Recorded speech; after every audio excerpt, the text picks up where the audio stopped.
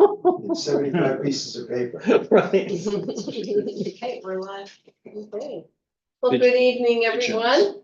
Welcome to the December 10th Town Council meeting, the second meeting for this new council. And I welcome those of you at home and those of you in the gallery. We will begin by acknowledging that we are gathered together today in Mi'kma'ki, the ancestral, present, and future territory of the Mi'kmaq people. Today, we gather with the intent followed by the living peace and friendship treaties with respect, cooperation, and coexistence. We are all treaty people. I now call this meeting to order, and I will ask for an approval of the agenda or amendments or additions. Are there any? Councilor Carver? Move for approval of the agenda with the addition of a request from the Chamber of Commerce to be added to item 7.3, no, 7.1. 7.1. Okay, are we in consensus with that? Yes, okay. So will would someone like to move the approval of the agenda? So moved. Okay, second. Seconder on that. I'll second. Okay. Questions? All those in favor? Motion is carried. We will go over the minutes of the regular meeting of November 12th, 2024. We had a first meeting. Okay, and are there any errors, omissions, additions?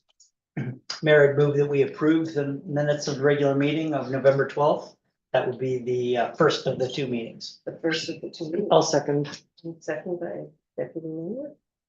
Any questions? All those in favor? Opposed? Mayor, as well, I'd move that we approve the minutes from the second meeting of November 12th, 2024. Second by I'll second Councilor that. Wilson. All those ready for the question? All those in favor? Opposed? No, motion is carried. Thank you very much. We have a public input session. Is there anyone who is interested in giving a presentation? No? Okay, thank you. We will move on again to our presentation. So Jennifer Laughlin of the Short Group, come on up. You can take a seat next to our clerk.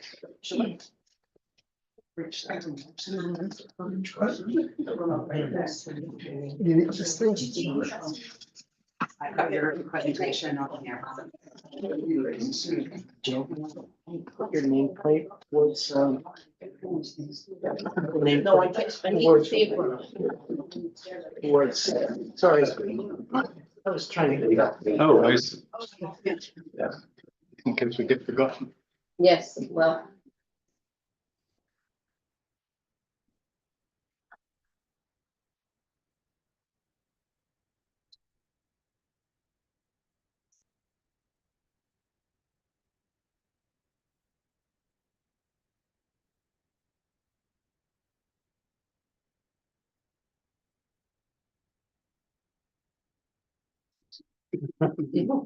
Correct, my first,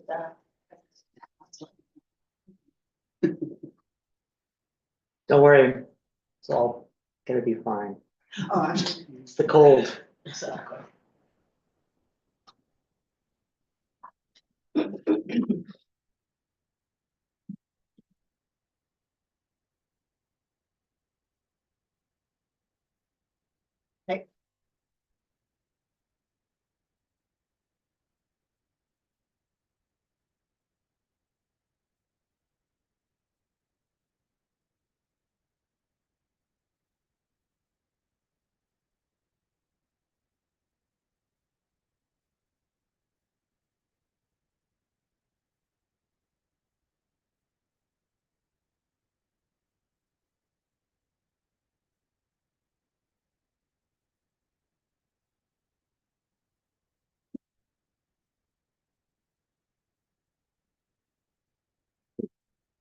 While we're waiting, Roberto is going to also help me with the presentation, but I'll do the Who will? camera. I'll do the, Roberto. Oh, Yeah. okay. Do you want to sit at the table too? Here we go.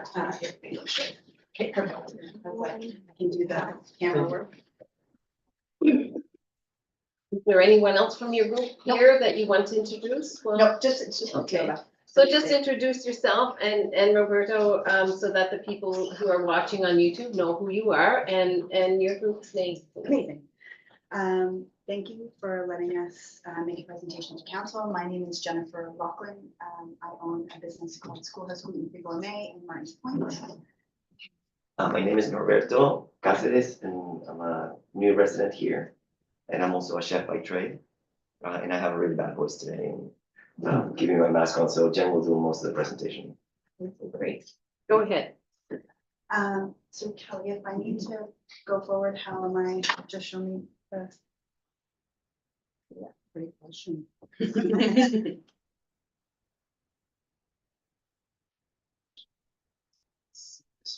Oh, I scroll down. Okay, that's good. Perfect. So the arrow You can down. page down. Okay. Amazing. Okay. And Jennifer, can you speak up, please? Sure can. Okay, great. So who are we? Who is the short group? We are neighbors helping neighbors, taking action on poverty here in Mahone Bay and Lunenburg County. So I think it's important that we are a group of local residents and business owners, and we decided to create a nonprofit to support our neighbors in need during these increasingly difficult times. Our mandate is to create and support spaces and organizations doing community work in all different areas along the poverty spectrum. So we only have 5 minutes today, and so my intention really for this presentation is to really tell you like how we started, what we're doing now, and what we're doing going forward. So where we've been.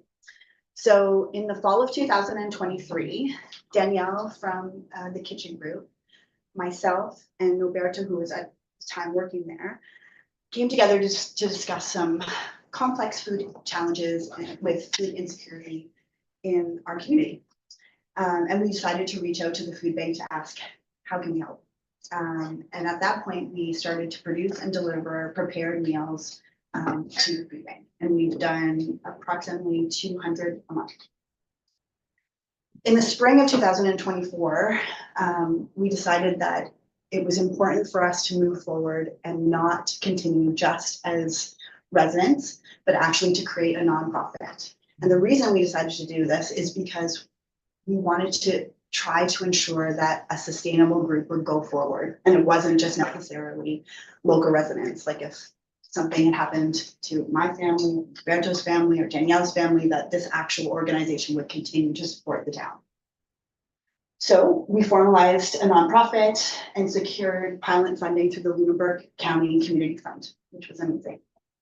So then in early summer 2024, after we secured the funding, we partnered with local restaurants to continue to produce meals and food. And then we also started to do some cooking events, and we expanded our outreach to organizations such as Food Vibes in Riverport, We Feed Lunenburg, and then partnering with the Riverport and District Community Center. That's sort of where we've been. Where we are now is that we've also partnered with Santa for Seniors and sponsored the 3rd floor seniors home for 50 residents doing a Secret Santa. We've partnerships to prepare meals for the Lunenburg Community Fund Food Pantry. So just today we were able to fundraise enough through our GoFundMe to offer 6 baskets to. There's 6 particular clients in Lunenburg that actually don't have any homes at all and have been using that pantry. So we've been able to provide them with baskets to help them get through the holiday season. And then also on December 23rd and 24th, we're sponsoring Lunenburg County Wheels to make sure that anybody can get a ride that day for no cost at all. To add to the number of Yeah. wheels, we are also in conversations with them to sponsor all the trips to the food banks during the month of January, when all of our generosity comes down, and then people still need to get to the food, right? So we're working on those weak, generous moments as well. What we think about the future, and that's why we wanted to introduce ourselves to council, because we both parties work and live in this town, is we understand that hunger is just a consequence of poverty, is not an isolated issue. So giving somebody food today doesn't solve anybody's problem, right? Tomorrow, once you ate that food, you're still poor, you're still unhoused, you still have addiction issues, whatever it is, right? So we dream of having an organization that has a physical space in which we can offer different programming, and it's not us doing all of the work, but partnering and supporting other organizations and other spaces who are doing this work, as we are now currently working with all of these different organizations that we mentioned, because we don't have the capacity. We only have a pilot funding project, right? So we dream of having a physical space, and then to be able to facilitate basically change, right, in our communities. For that, we wanted to introduce ourselves to council and see if we can together work on bringing our name out into the community and access to our fundraising campaigns and social media campaigns, to make sure that we can, you know, wake up the giants and harvest or garner the generosity of our community in order for us to move forward with this project. We know how to lead it. We just wanted to make sure that the council knows that we're here and we're dreaming big.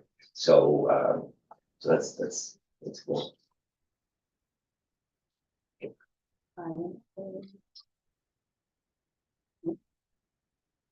So our impact to date so far has been, we've done 3,000 meals since 2023. We've raised 22,500.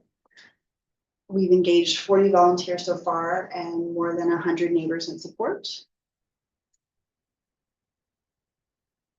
Our service area initially has been to serve Mahone Bay, but you can already see that we're looking on expanding even further to Lunenburg County. And it's also important for us to recognize and understand, as we're working on these things, that there's lots of different ways for everyone to work together. So we're trying to not duplicate any effort. So we think that the partnerships beyond Mahone Bay are important. We've also, as Norberto just said, that we have launched a GoFundMe campaign just recently, and we're hoping to have a gala in probably in February. And also we're working to look at, again, more grants and funding to support us.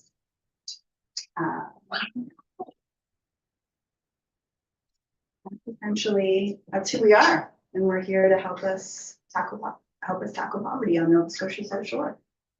Would you take a couple questions? Love to. Do we have time for a couple of questions? Okay. Is there anyone around the table who Councillor Kingsmill? How do people connect with you? So how does somebody who is hungry, right? How do they know how to find you? How do they get to you if they're living kind of off grid, or what's your connection mechanism? Yeah, so I will take that. Yeah. So we because, as I mentioned, we don't have a physical space to function out of. We are not a direct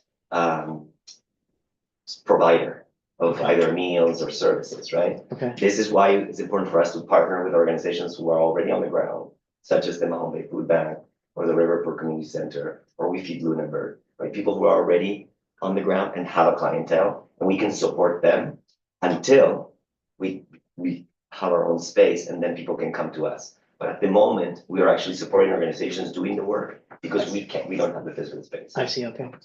We do have a website. People can contact us through an email account. And so every meal that has gone out has had a little card with contact information, so people can contact us directly. Okay.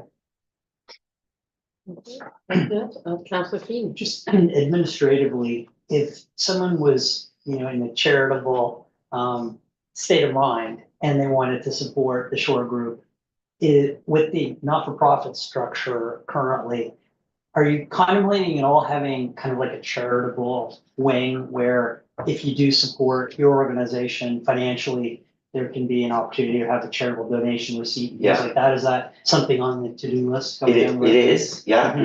we looked into the process, it takes somewhere between 6 months to a Okay. year. Yeah. In the meantime, we have a partnership with Food Vibes, it's a community organization in Riverport Mhm. that has charitable status, and they're allied with us, so they can serve as a fiduciary Mhm. for us. So people can donate to them and they redirect the funds through us, and they can generate a tax receipt. Okay. Okay. So at the moment, we are able to do that through a partner organization Mhm. while we wait for our, bureaucracy to. Yeah. Yeah. Any other questions? Oh, Councillor Fulkerman? Okay, what is your arrangements with the food bank in Home Bay at the moment? At the moment, I just made a delivery from the schoolhouse on behalf of Shore Group. And then, I think at the moment, they are waiting to have a meeting in February to discuss our relationship going forward. Okay. Thank you. No problem. Well, thank you for your presentation. Thank you for and having us Thank for the you. time. You've got some awareness around this table and from the gallery and I'm sure at home. Thank you very much for your time. It's all good. Thank a lot. you for your presentation. Thanks, guys. Next we have, Communities in Bloom, and I think Valerie Herder is going to be the lead in this presentation. With Amanda With- Montgomery. Okay, and Amanda, so you may as well just trade seats and Thank you very much. and welcome. Thank you. Just, I know you have a few people from your group here, so do you want to introduce yourselves and then those members of your group, including, I think there's one at our table who. There it is. Thank you so much, Mayor Ravenscroft, I'm Val Herder, Amanda Montgomery, and others in our committee, Kathy Gregoire, Ann Polfreeman, and Karen Pinsent. Yeah, so we. And Penny Carver with Oh, Penny. yeah. Penny, who provided extraordinary leadership for our group. So we had this big project this year that we want to report on and let you know how we made out and have some feedback around that. Our community represented 8 different organizations who formed the CIB committee. And we came together motivated by the remarkable opportunity for community building that the CIB program provides. If anyone thought this was about potted geraniums, you were misinformed. The CIB program covers many aspects of our community involving groups, individuals, and there's an important place for the municipality to dovetail in there. So we proceeded with great enthusiasm and worked very, very hard for 5 months to develop an amazing tour day for our 2 judges who came to evaluate our town.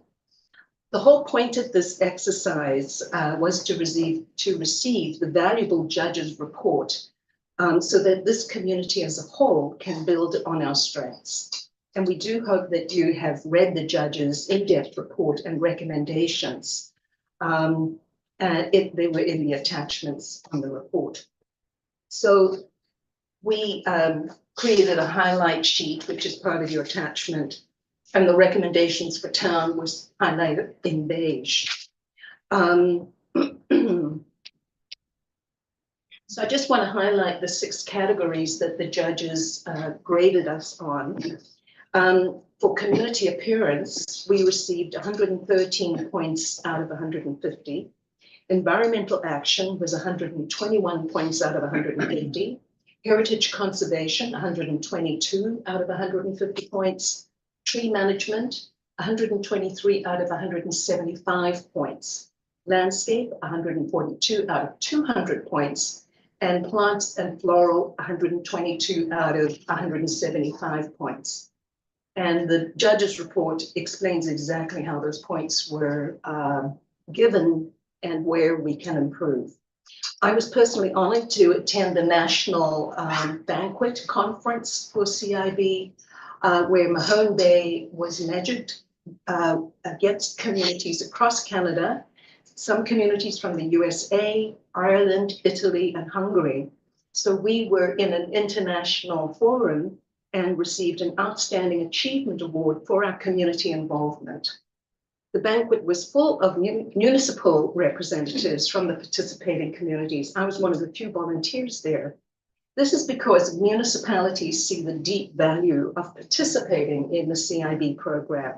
And actually, I was sitting next to the mayor, deputy mayor of Fredericton, and she was there because they've been participating for 17 years and took 3 trophies away that night. And it's just that it's such a valuable program for municipalities to participate in. We were very grateful for the $900 that this town council donated to us, which covered the entry fee and some money for hospitality. The town also appointed the deputy CAO to sit on our committee. However, we have to advise that we were disappointed with the involvement of the town in this project and the scant acknowledgement of our major achievement that was not really acknowledged in the mayor's newsletter, or very small on the back page. So we'd love an opportunity with Mayor Lernis Croft to present the certificate that we won, and maybe we could have a photo op, maybe if not now, at some point. Oh, sure. That would be lovely. And we'd love to see that put in the newsletter so that the town can realize what an achievement the volunteers in this town have created for this town. I'd like to say a couple of personal observations that my experience of working with this committee, I think they're wizards who create magic in this town. And this town is extremely lucky to have a community of volunteers that really creates gold for this community, because they bring creativity and a dynamic energy to this town that honestly most towns just don't have. So it's something that's rare and needs to be supported. So we truly hope that the town will be 100% invested in our next foray in 2026. And Amanda has a few words as well. So Val mentioned going to a national banquet, and there was a big award ceremony, and we were encouraged, our committee was encouraged by the judges when they were here to apply for 4 different categories of awards. So we applied in environmental action, in heritage conservation, which was both cultural and natural heritage, in community involvement, and land reclamation. And this was specifically with regard to Vicky Barden's secret garden next to Settles and Seawinds. And remarkably, this tiny town was shortlisted for 3 out of 4 of those categories, including the environmental action category, which is a pretty big deal because we were up against much larger municipalities, particularly in that category. In the end, as Val has mentioned, we won the award for community involvement at the national level. And the judge said, one of the judges who's been doing this for many years, said he'd never ever encountered a town with the level of community involvement that he had seen in Mahone Bay. So that was kind of magical. We were awarded a total of 4 out of 5 blooms. So that's kind of cool. And we also received, in the one category we weren't shortlisted for, we still received special recognition for volunteerism and also for heritage conservation at the Atlantic level. So some of you may know I'm rather fond of saying that Mahone Bay is a town that punches above its weight, and I really feel that this was more proof of that observation. I also want to stress that we didn't do anything really new. The planters were new, but what we did was showcase what already happens in this town. We showcased the magic that exists, and we held things back for our future participation so we could wow the judges in the future. But we just showed the judges what a magical place this is, and how special it is to live and work here. And as Val said, with the wizards in the room, I think the experience really got a lot of our creative juices flowing and our green thumbs pricking, and we are really looking forward to 2026 and what mischief and magic we can get up to for that year. And so looking ahead, we had 3 requests that we would like to make of council. So the first is with regard to the flower planters and the hanging baskets. beautiful. They're full of gnomes right now. So they bring beauty and joy, frankly, to this town year round.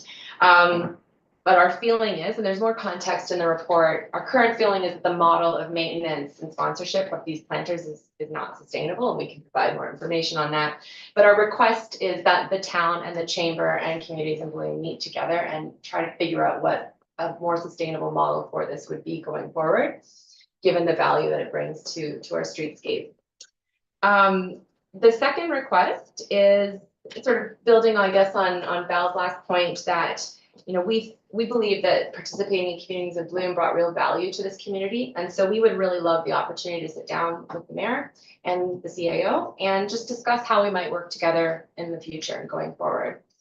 That's our second ask. And finally, our third ask is that in the course of our participation in Communities in Bloom, we produced 2 pretty outstanding products. So one was the community profile book, which I believe you received a copy of in digital form, if not in hard copy, which is it's an enormous document. It's extraordinary, and basically it's a summary of most of the magic that happens in this town, which was an amazing thing to pull together. The other thing is, and Val was not going to brag about it, so I will on her behalf, an incredible video that Val produced, 3 minutes long, called The Hidden Gems in the Home Bay. And the focus of that was to sort of, you know, get behind the 3 churches. You know, what else is there in Mahone Bay? What makes this such a great place to live in? And Val produced that with the help of other volunteer wizards in the community, professional level support, and produced a beautiful piece. And finally, there's the judge's evaluation report, which I believe you've also received. And so our request is that you help us promote these tools by posting them on the website. That would be our third request. So thank you very much for the opportunity to speak with you this evening, and we're really looking forward to 2026. And if I haven't spoken too much, we may have a few moments left for questions. Do we have time? Questions are over in about 10 minutes. Oh, one day. Just want to show you the Oh, certificates. That's the Outstanding Achievement Award and the 4 balloons that we were awarded. oh, So we'll wonderful. take an opportunity to Sure. present those to you. Sure. Thank you. Councillor Feeney. So I guess this speaks to Councillor Carver's integrity. She's going to give me the honor of asking for your indulgence for a notice of motion for our next meeting. And if you'll indulge me, I'd like to provide a notice of motion for our next meeting, which will be in January, I believe. And I'll work with the clerk on developing the motion, but we'll speak to the 3 requests from the CIB group now. So we'll have an opportunity to talk about those 3 items that Amanda just outlined at our meeting in January. Great. Thank you very much. Thank you very much. Other If I Councillor may, Carver. I just like to add, I feel it every time we talk about it because it was so fabulous. But I just want to highlight the fact that a great deal of the material that was promoted in the community profile that we developed referred to activities and initiatives of the town. All the environmental activity. So it's the town initiatives, but it was the citizens who were celebrating that. So and that the piece is really, really important. So it certainly was not just about a pot of geraniums. Thank you very much. And I was amazed by how I would go down this street and there were Valerie and Penny, and I go down this street and there was Valerie and Penny, and I go down another street and there they were again, just trying to get around all the places with the To judge. exhaust the judges. Yeah. It was an exciting few days, but I know before that there was a lot of work that was put together and a very well written booklet. That was superb, and your video was very, very good. Any other remarks from, Deputy Mayor? No, please go ahead. Well, just to continue on, the benefits to the town, financially, in terms of business, being well known. People travel the world looking for communities and bloom communities. So we can do that. We can be, we are a community assembly community now. I'm sorry, Colin. No, not at all. I was just gonna say congratulations. And I love how you're talking about wizards and magic, because there's something about this place that is untangible, and I think we all know it and feel it. So, well, amazing. Thank you. Thank you very much. Thank you. Thank you for your time. Yeah, you bet. Quick photo with Valerie now, or?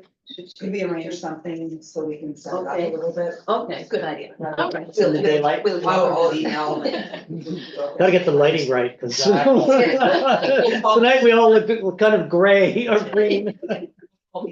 Yeah, exactly. Well, thank you for your presentation. Thank you very much. Follow up the time. Thanks.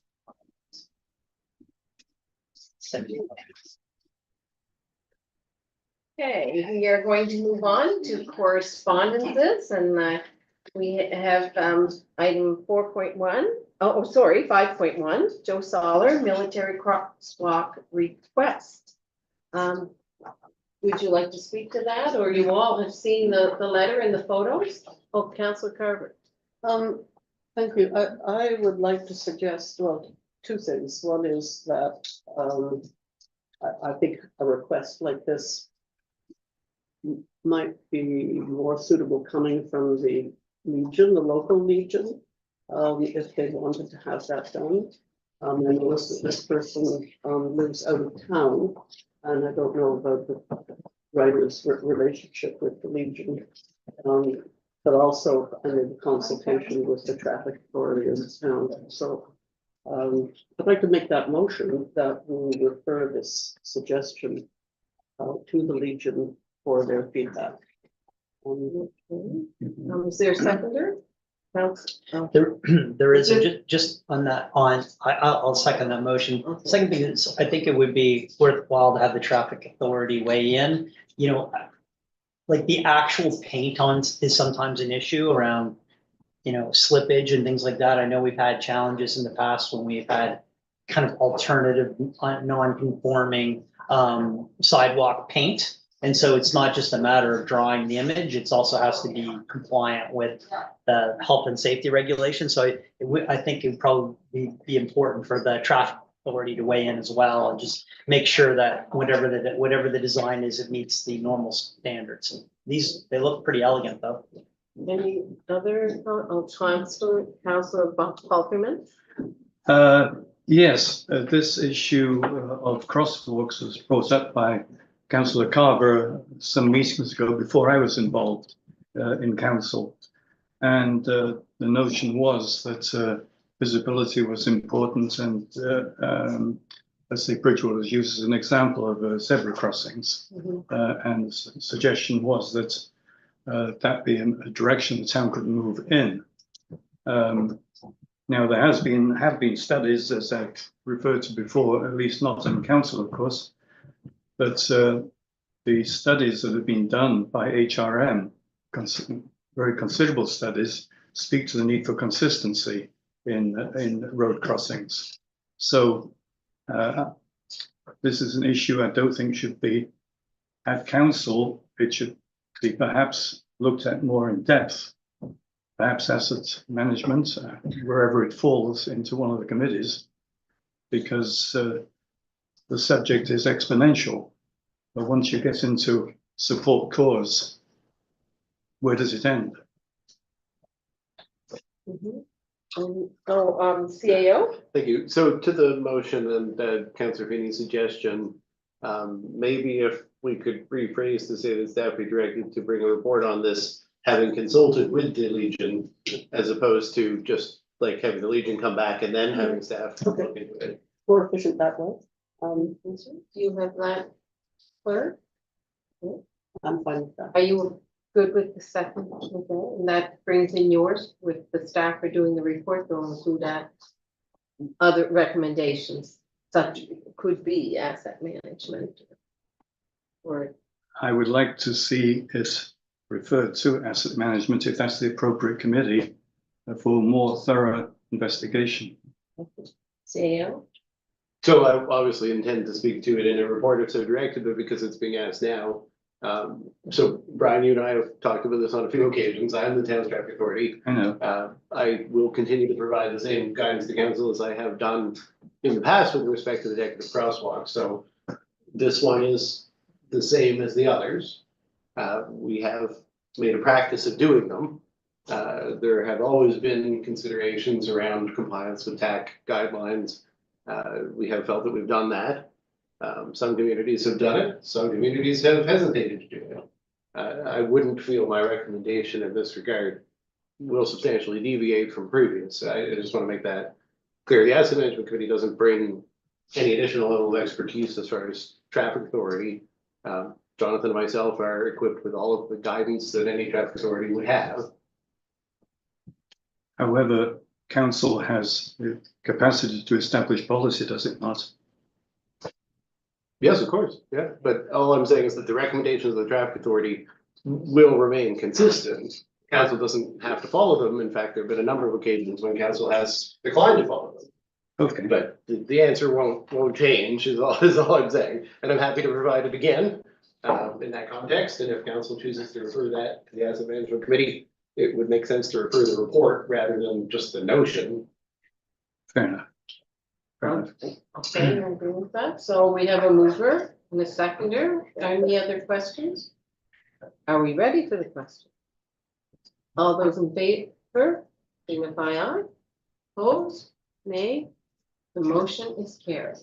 Thank you. Returning to 5.2, Christopher Quigley. He sent an open letter to the Mahone Bay Council. And a copy of a survey that he did, not an official one, but one that he did months ago. Council Wilson.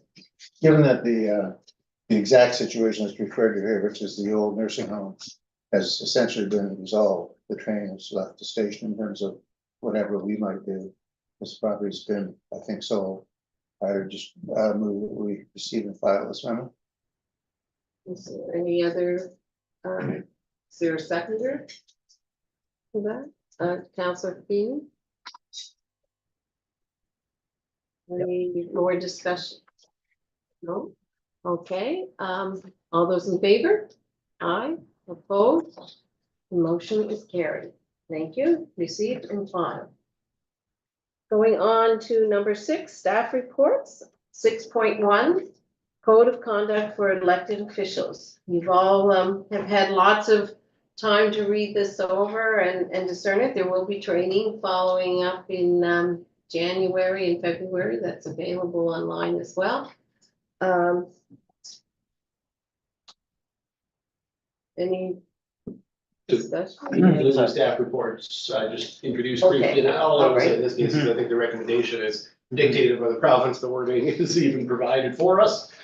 So really, at this point, I think everybody knows what's expected and the recommendations there, if somebody wants to read the whole thing in. Okay, Councilor Carver. I'm happy to make the motion. Okay. Would you like the whole thing to be read or not?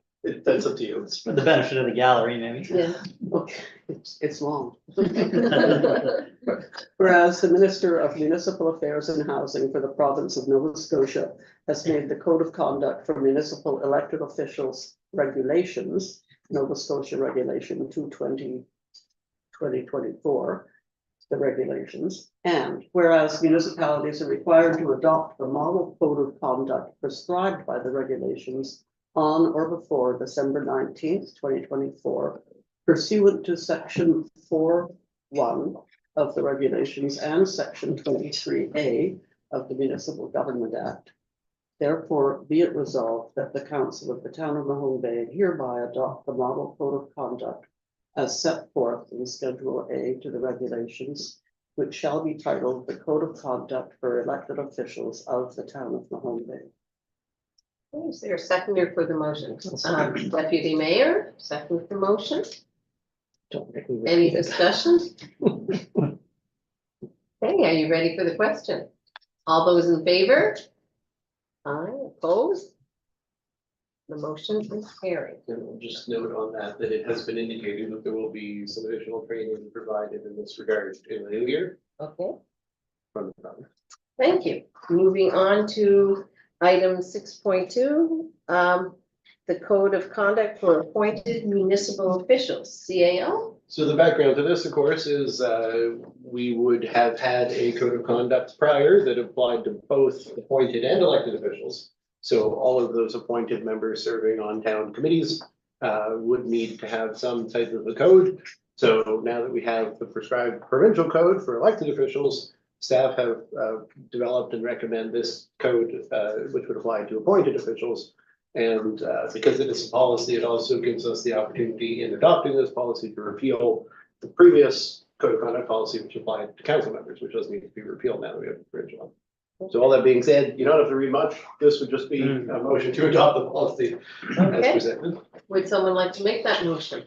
Happy to make that motion. Oh, Councillor Wilson makes the motion, second by Councillor Pokemon. Any more discussion? Okay, ready for the question?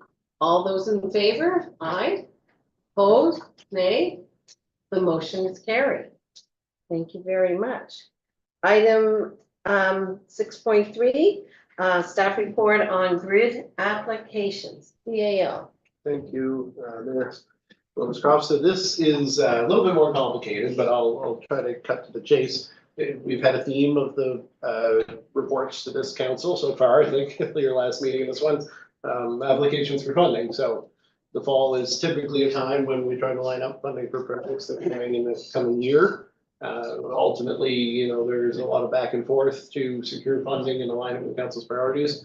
I've provided some consideration in the report as to where this may actually go. Ultimately, I guess I would describe the recommendation here as shooting our shot. And, you know, we'll have a negotiating position from there. Hopefully, we will secure some grid funding to benefit the community. This is an ongoing program. So depending on the results this year, we would be in a position to apply again or potentially have something phased over multiple years.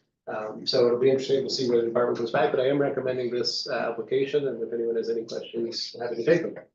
Okay, are there questions? Good, Councillor Feeney? No, this strikes me as a good idea, wise to apply. I'd move that council consider the Edgewater to Main Street infrastructure renewal and improvement project as its top priority for growth and renewal, and for infrastructure development program funding, and direct staff to submit an application to the program for this project. Is there a second for the motion? Second. Councillor Wilson? Any discussion? Councillor Pokemon? Well, obviously, develop infrastructure support, financial support is wonderful and great, and so on.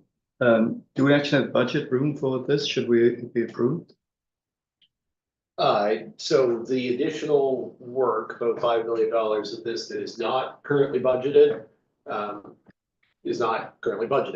Ultimately, I guess if you take the budgeted unfunded components, the contribution of the town would potentially remain the same, but more work would be able to be done.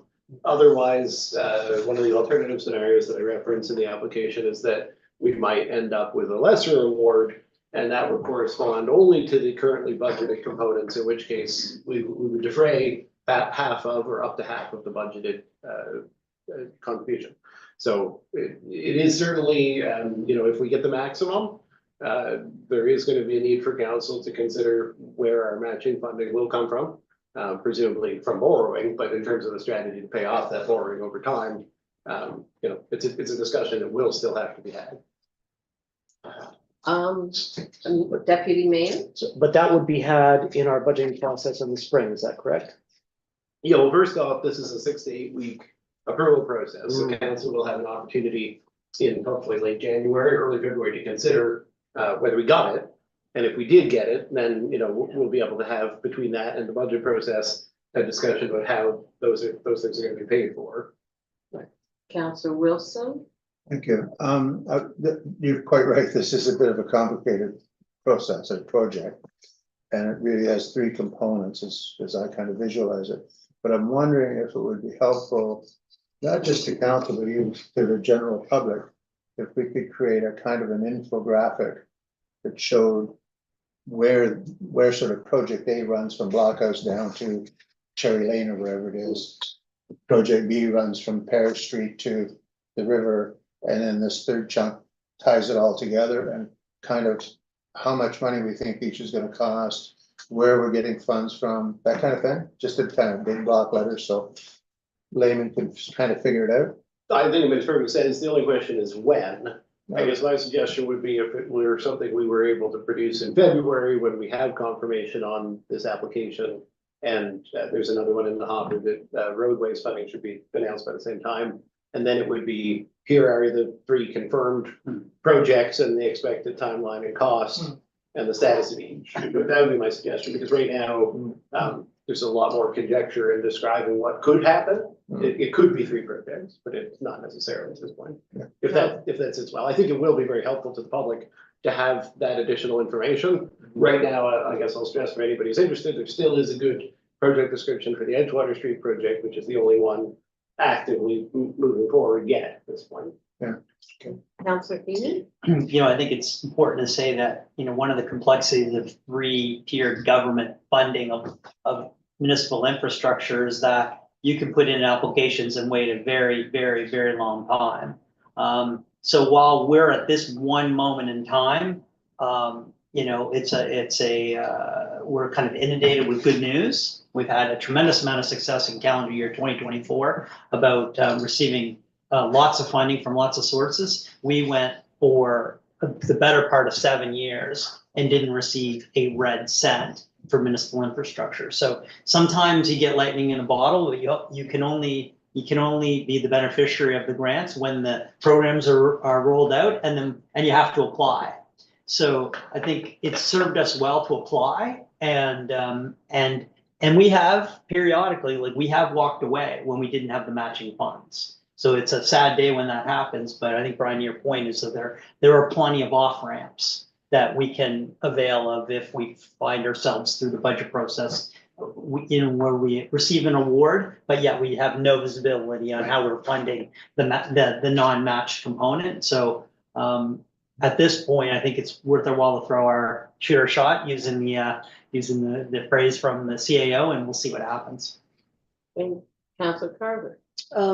Yes, I mean, I certainly support this in principle. I wonder if it might help to explain what the demerits would be or the drawbacks would be of not doing this particular section. Yeah, I mean, I can speak to, I think it's elaborated in the report, but just for anybody watching. I mean, essentially, there's 3 priorities that this project is intended to address. The largest is the general capacity of our aging water wastewater systems. So this represents, as was noted by Councillor Wilson, a section generally lying in between 2 other sections of work that was planned. And not doing it would continue to bottleneck the systems, both water and wastewater. They're 75-year-old systems, they were installed in the 40s, and this work is badly needed. Other than that sort of basic investment in continuing municipal services, this project includes the substantially unfunded stormwater improvements planned for the intersection of Clearway and Main in the course of the development of the Main Street West Wastewater Project, which is intended to run new water wastewater lines up towards the treatment facility from the intersection of Clearway. We also identified substantially to improve stormwater management at the intersection where a water course passes underneath the town street. And the estimates for that are over $2 million. And so that was an unfunded component, which council made a priority of last year. If we can get 50% funding for that, it will make it much easier for the community to focus on all the other stormwater projects that we know are on the horizon. And then the final point of that is with the Edgewater Street project, again, as we got into the design work, there was identified a potential bottleneck for water distribution in the section lying between Parish Street and Main. So essentially, in order to ensure pressure and flow to the new Edgewater Street line, the council did agree to the inclusion of that in the scope of the Edgewater project. And even though it is included in the scope of the Edgewater project, if funding can be confirmed through this process prior to that project going to construction, that component could be underwritten to the tune of 50% as well. So allowing the community to grow, allowing to ensure we continue to have fire service, water, wastewater service into the future, and addressing stormwater challenges are the objectives of the project, which are also the objectives of the funding program. Thank you. Councillor Faulkner. Well, thank you, and I think that what you've spoken to just now is of course highly desirable. We're all aware of the questions from residents about the escalating level of overall town debt and whether that's manageable or so. So I think it's very important in this particular context to be aware that of the off ramps that Councillor Feeney mentioned. Right. Should budgets prove difficult. Yeah. Councillor Feeney. So I think just the final point, regarding the stormwater upgrade on Clearway, Main Street intersection, that the impetus behind the increase of the infrastructure fund was directly correlated to that budget requirement. So you can easily see $180,000 a year raised through the extra $200 that we all are paying as taxpayers for the infrastructure fund. Actually, Councillor Wilson's paying that twice, but 3 times, fair enough.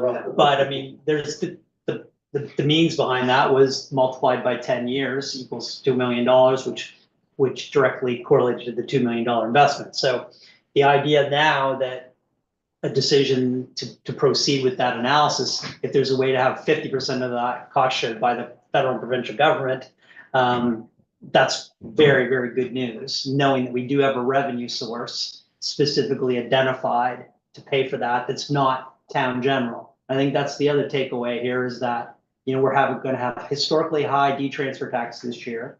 Not 1 red cent of any of our infrastructure funding comes from town taxes. It all comes from the 4 other pillars that we're all well aware of. So I think it's going to be a fruitful discussion when we get to the budget. And I think there has been a lot of good news on the revenue side as well. So I'm kind of looking forward to March and April as we walk through that plan. And I think just worth noting when we've been talking so much about the stormwater and the institution of this new charge, the town has also carried in almost $1 million of infrastructure improvements aimed specifically at stormwater management in 2024. The Fairmont Pine Grove project, the replacement and upgrading of the culvert under Y Street. These have been some pretty major projects, and we did receive some provincial funding under the Provincial Capital Assistance Program. But, you talk about being able to make more out of that money that we're raising through the direct infrastructure charge, defraying 50% of the cost of that means many other projects around town which do need to move forward. So there's no shortage of stormwater projects and no shortage of progress, and this could certainly contribute to that. Okay, any other discussion? Are we ready for the question?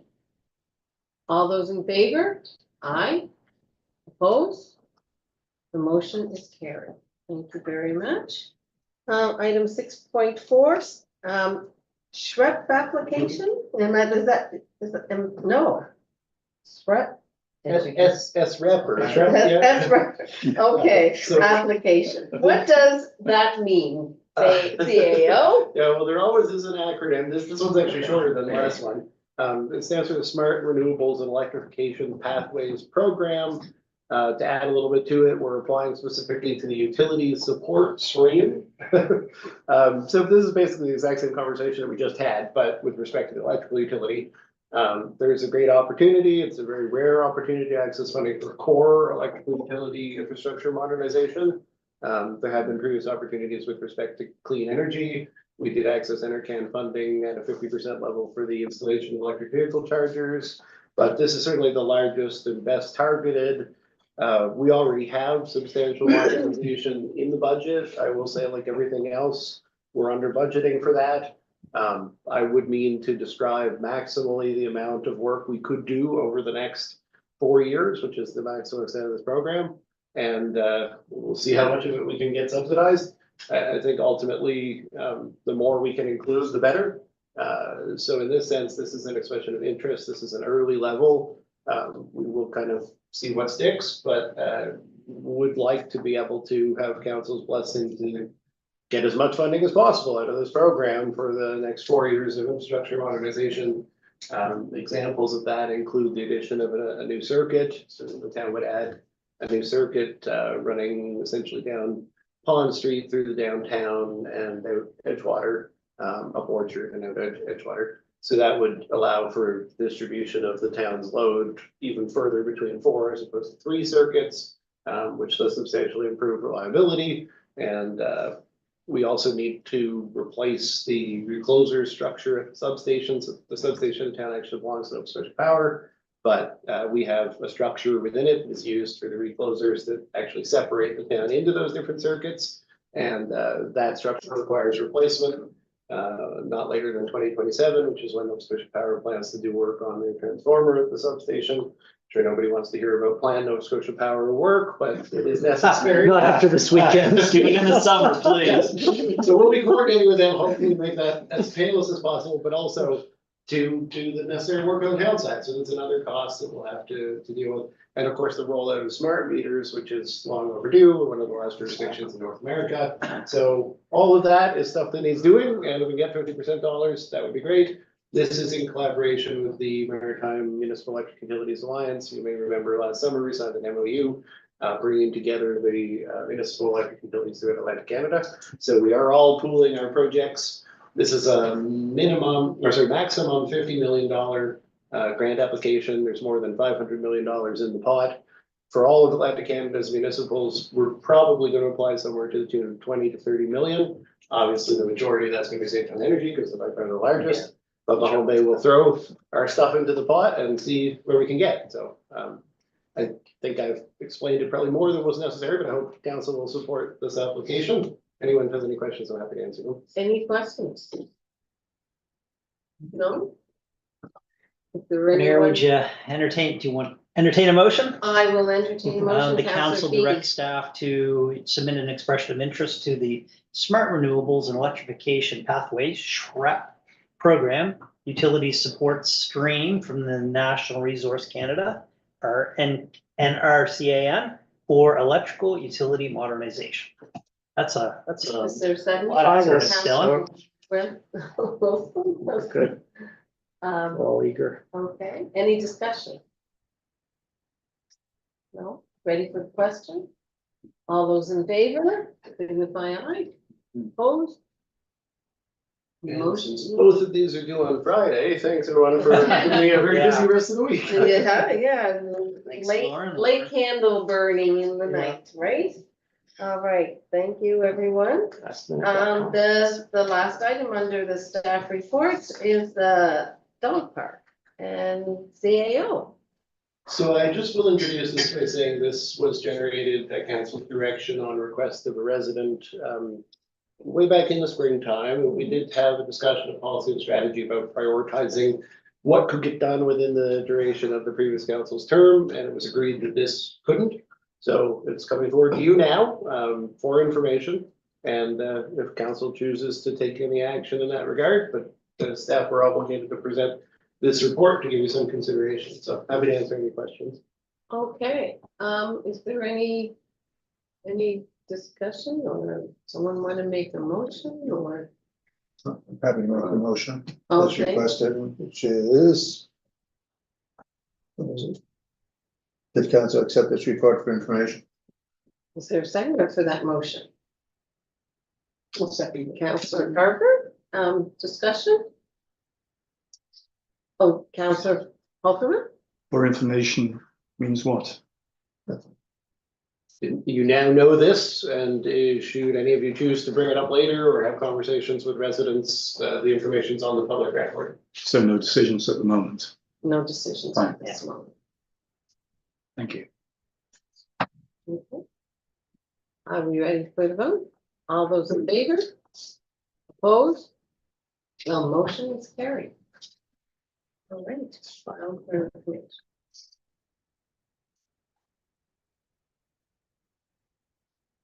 Moving on to council items, 7.1, committee appointment, and we've added to that, you all have your list, that was circulated in with the package.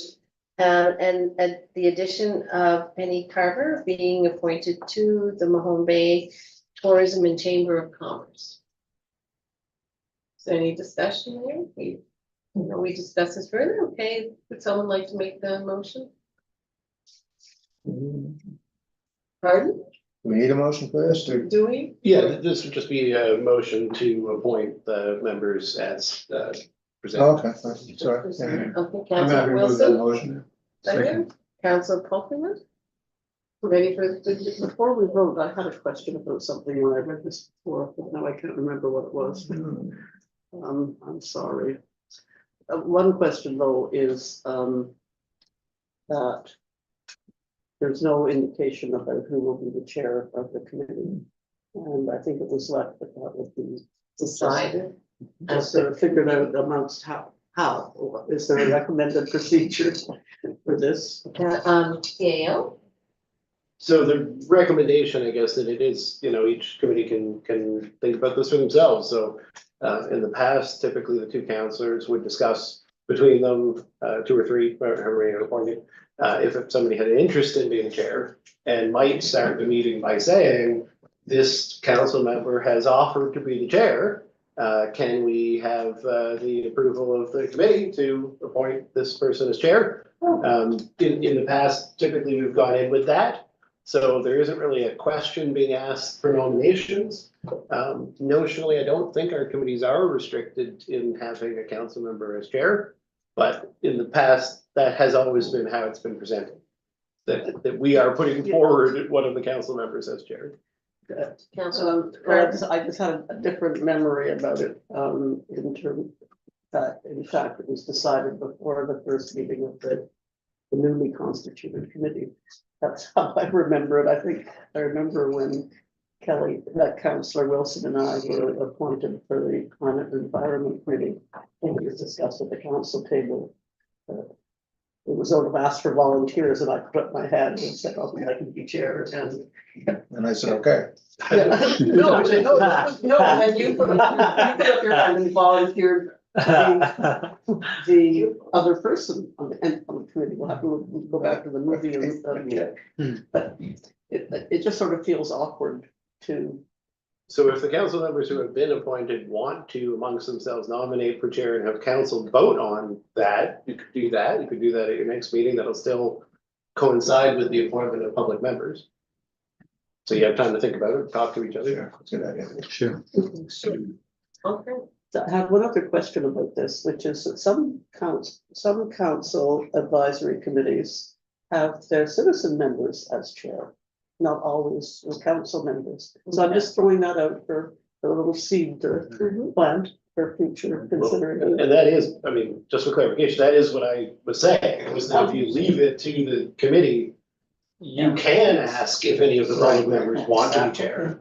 Yeah. Okay, you can, okay, I missed that part, okay. Councillor Feeney, you should have your hand up. Just to refresh my memory, CAO, did we have a recommendation from the policy and strategy committee to council about advertising for two of the committees, the PAC, and is that something that the council needs to ratify tonight before we go to The the answer is street? yes, we discussed it, and no, council doesn't have to, it's already out. Yeah. Okay, fair enough. But that does remind me that after we vote on this, before we voted on this, we were supposed to make a motion to amend the terms of reference for the asset management committee to allow for 3 council members, because we just appoint, or we will be about to appoint 3 council Okay. members. So if somebody wants to jump in and We'll make get onto that. quick, We'll get onto Well, that next. well, do we, That would be great, but we Okay. gotta pass this motion first. okay, I was supposed to remind you Did you before we hear made me? this. Nope, sorry, I was just playing with my pen. someone over here. Council Copeland? So as the mandate of the committee, is that still to be determined, or is that set in place once this approval goes through? They can always be changed. Typically, what we've done, and Councillor Carver, correct me, my recollection is that at the first meeting, the committee reviews the terms of reference as they stand. And they consider if they would like to make recommendation to council for the Fair amendment. Yeah. Yeah. Fair enough. All right, so we have a motion on the table. We'll do that, and then we'll do the asset management one. It's just a quick motion. if you could- Okay. Yeah. All right, so all those in favor signify by saying aye. Opposed? Motion is carried. So we also, on that list, there was a another member to the asset management committee, and does someone have a motion? Is it to amend the terms of reference? Yeah, just saying in Yeah. terms of reference to So- allow for 3 members of council on the asset management. Fair enough, happy to make that motion. Okay, Councillor Feeney, seconder, Happy- deputy mayor. I'll be happily second it. We'll probably make a couple more of those with respect to allowing for more public members, depending on the response we get to the next. No, that's great. Okay, ready for the question? All those in favor? Aye, opposed, nay, the motion is carried. Thank you very much. Our second point, 7.2, the committee meeting schedule. That was circulated. This is only for, this isn't all the meetings that council attends. We have appointments outside of this that many of us sit on other committees around the South Shore and I don't know where you have some of yours, Councillor Feeney, because you're on an NSFM committee as well. So are there any questions, Councillor Carver, about the I have a question about the Thursday meeting that, well, there's that, yes, that's, yeah, yes, that Thursday meeting. And then also, is it worth blocking in the hold for a third Friday meeting, which was our custom last year to hold in case we needed an extra meeting. But the main question was about the asset management committee, which in 1 month appears on a Wednesday rather than a Thursday in June.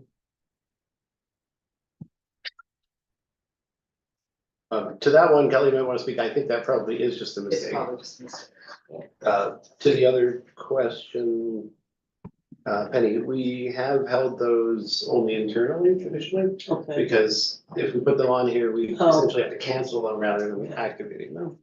I think we discussed that awesome strategy the other night. Yeah, Purpose of the but there was a slight, Public-facing Right, calendar, perfect. not there was a slight everyone. distinction. In August, we decided to add the August third Right. Friday as an actual scheduled meeting. And then that was because we always end up having one anyway. Right, right. All right, any things to discuss further? Can someone make the motion to accept it? Oh, Counselor Toronto, I just had a question. yes. Were we adding meetings in August? Usually, we don't have some pop up. We did add It's one. just if, okay. That, the 15th was the one we added as the overflow. If we are open to meetings, if we have to, and we met several times this year, but also it's a time that the staff can sort of plan vacations instead of, taking a day here and there. It gives them time to actually have a vacation. We try and do that the best we can, but we sometimes have meetings pop up. Dylan, the 18th of August is the chosen staff appreciation day. Yeah, we did confer, I mean, it's always Fair enough. essentially which Monday, and that was the preference. Okay, would someone like to move the acceptance of the meeting calendar? So moved. Councillor Wilson, second by Councillor Alderman. Any discussion?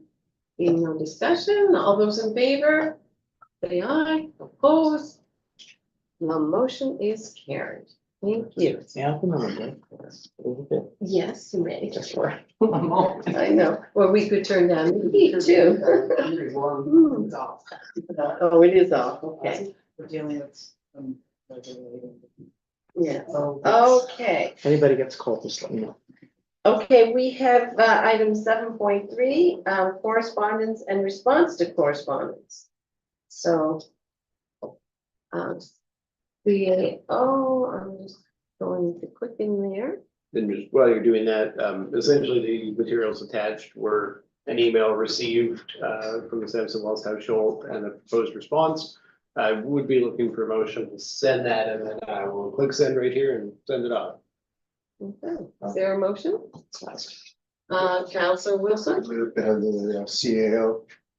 Same button. there's second to the motion. Councillor Feeney. Any discussion? Okay, ready for the question? All those in favor signify. Yes. Opposed? No. Motion is carried. Thank you. All right, committee reports. 8.1, South Shore Open Doors Association. Their monthly report, October 2024.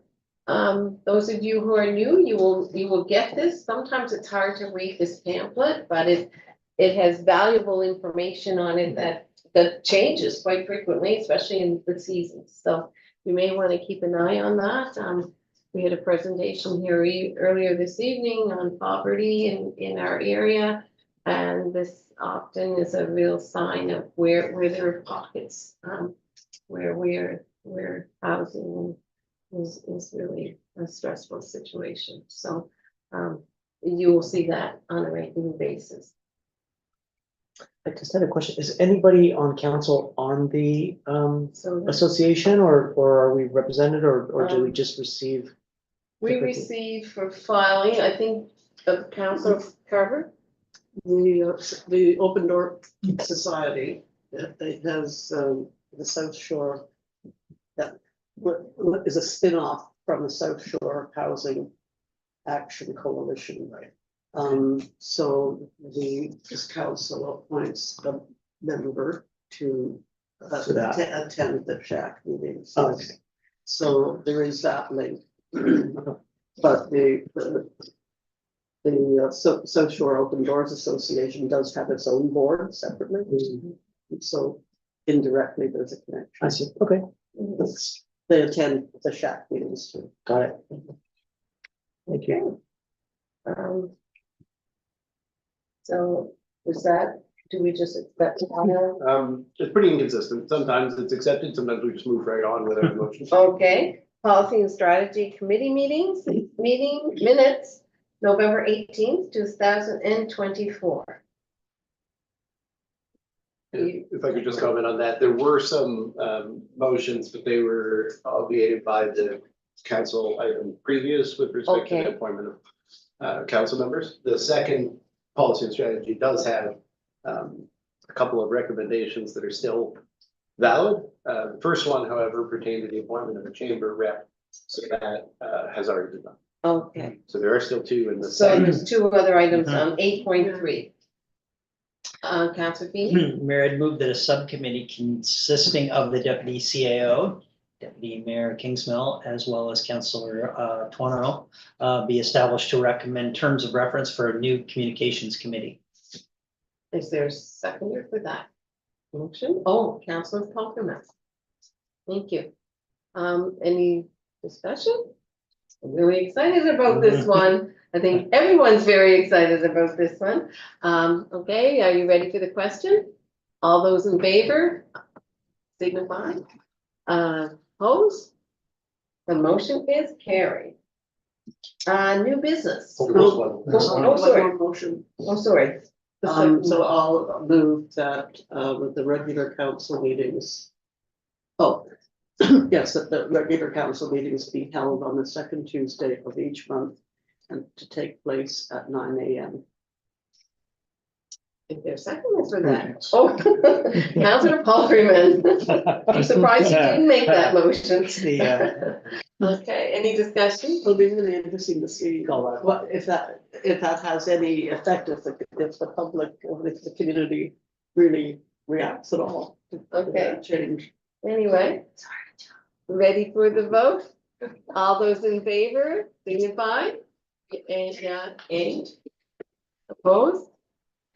The motion has been carried. Okay. Change.